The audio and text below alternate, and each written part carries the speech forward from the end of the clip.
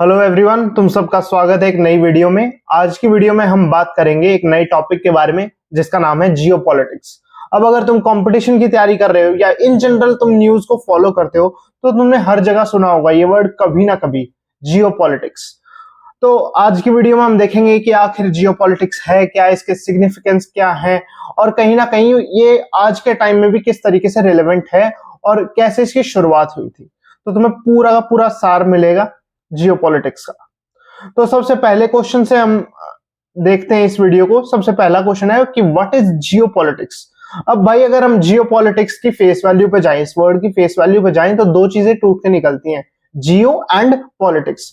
तो हमें individual words का मतलब तो पता है, जियो मींस ज्योग्राफी, पॉलिटिक्स मींस यानी पॉलिटिकल चीजें जो भी होती हैं, राजनीति। तो वो स्टार्ट करने से पहले हम एक बार इसकी हिस्ट्री देख लेते हैं।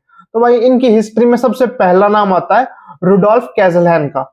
अब इन्होंने सबसे पहले ये टर्म को कॉइन किया था कि कोई जियोपॉलिटिक्स नाम की भी चीज होती है। अब इन्होंने तो बोल दिया जियोपॉलिटिक्स नाम की चीज होती है, इन्होंने 1899 के अंदर दिया था ये, लेकिन उस टाइम पर ये ज्यादा पॉपुलर हुआ नहीं।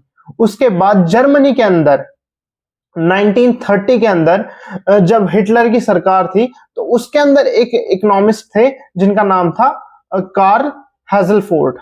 अब इन्होंने इस टर्म को ज्यादा से ज्यादा पॉपुलराइज किया। ठीक है, उस टाइम पे तो ज्यादा चली नहीं, लेकिन 1930 आते आते लोग इसका पॉपुलेशन इन्होंने बढ़ा दिया था। तो भाई उस टाइम पर यानी 1930 के टाइम पर हिटलर की सरकार थी और हिटलर की सरकार एक रूल को फॉलो करती थी अपने जो भी जियोपॉलिटिक्स स्ट्रक्चर पे हम देखें तो वो था लेबेनस्ट्रॉम।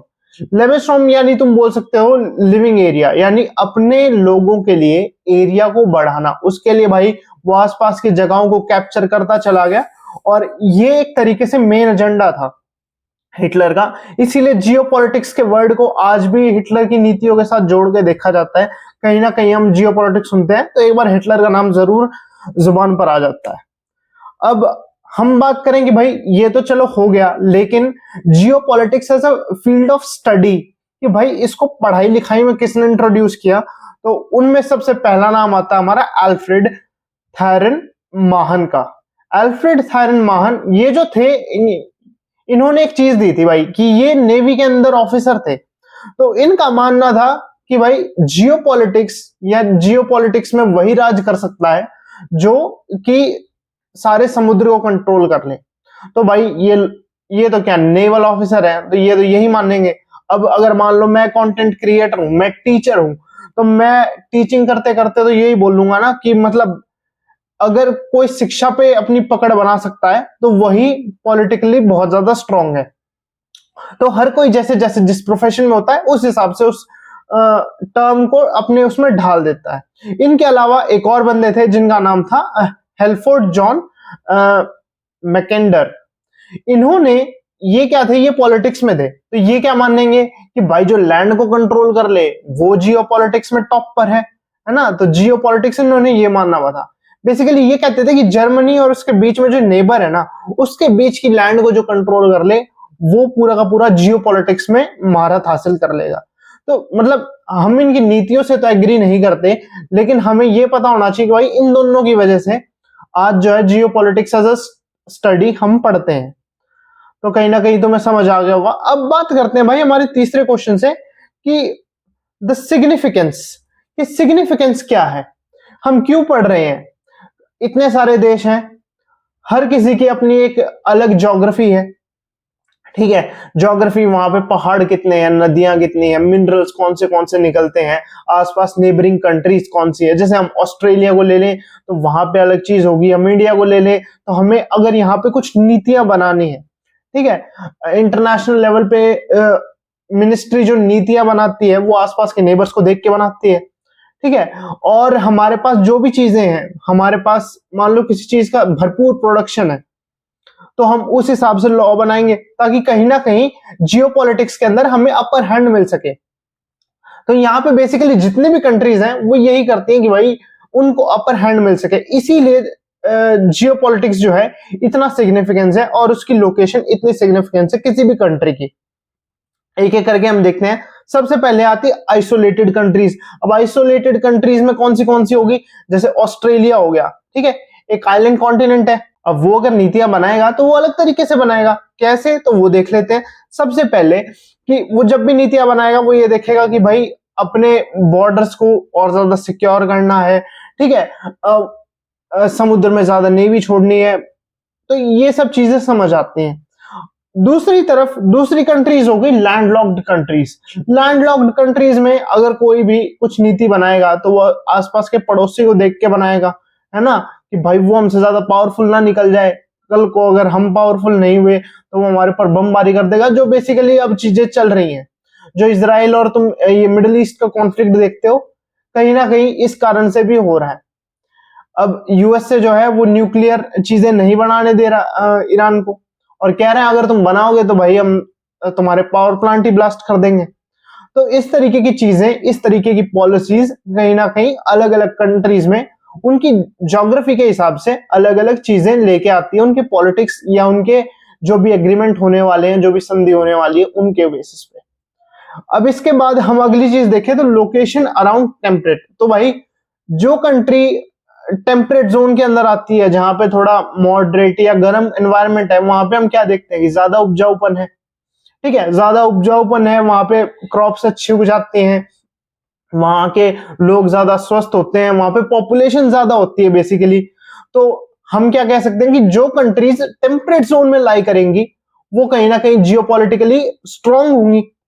तो ये तो सोचने वाली बात है, मतलब हम ये चीज नहीं कह सकते, ये तो हमें देख के ही पता चल रहा है कि हाँ भाई जो टेम्परेट जोन में होगा वो बेसिकली क्या कर सकता है, वहां पे ज्यादा उपजाऊपन होगा, वहां पे ज्यादा खाना बनेगा, ज्यादा खाना होगा तो ज्यादा पब्लिक वहां पे पहुंचेगी, ज्यादा पब्लिक वहां पे पहुंचेगी तो क्या होगा, अल्टीमेटली वहां की जीडीपी और इकोनॉमी जो है वो थ्राइव करने लगेगी।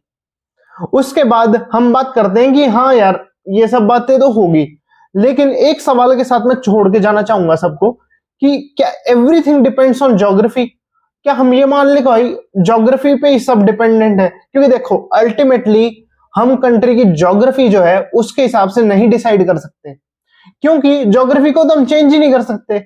अब कोई जैसे ईरान जैसे ही कंट्री को ले लेते हैं, वो छोटा है, उसके आसपास इतनी सारी चीजें हैं, ठीक है, डेजर्ट वेजर्ट और ये सब चीजें हो गया, तो हम ये थोड़ी कि ज्योग्राफी के नाम पे उसको हटा देंगे, ठीक है, कि भाई तेरे तो ज्योग्राफी खराब है तो तू अब सब कुछ ही तरह उस पर डिपेंडेंट है, तू किस लेवल पे स्टैंड कर सकता है वो भी हम ज्योग्राफी से देख रहे हैं। नहीं, ऐसा नहीं होता।